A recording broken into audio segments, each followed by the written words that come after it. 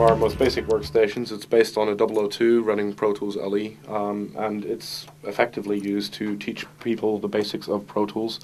They learn basic editing here, how to tempo map songs, and all the typical kind of work that a sound engineer needs to do on Pro Tools, and hopefully at the speed that they will be required to do it in the industry as well. Is this for like a beginning level class, I guess, obviously? This is somewhere halfway down the course, really. In the beginning, we're primarily focusing on the fundamentals of sound theory and similar things. One of the biggest challenges really in the audio industry is to get the foundations right so that people can develop from there. Because equipment moves so quickly, it's important that they understand why they're doing something rather than the equipment that they're actually using. Okay, so what kind of projects, again, what does a student typically work on with this particular suite? The Pro Tools assignments are based on how to operate Pro Tools in a typical commercial environment. Editing of audio, moving regions accurately on a bars and beats grid, all these kinds of things.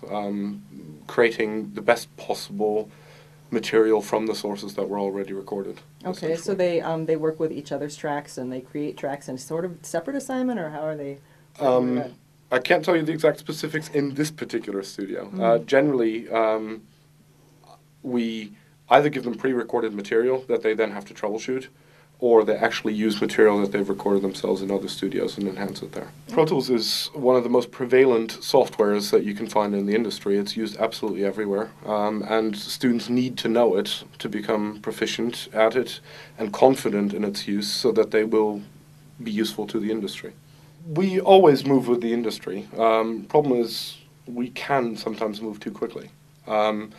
I would suggest that upgrading is actually something that studios don't do nearly as often as manufacturers would like them to. And one of the reasons for that is that reliability and stability is far more important to a studio owner than a brand new feature in a software like Pro Tools. It's far more important that they can reliably work and get the job done. A lot of processes in commercial studios are very repetitive, and a new version of a software doesn't really change the workflow at all. It might add a few features, but they might not be relevant to that particular studio or what they typically do.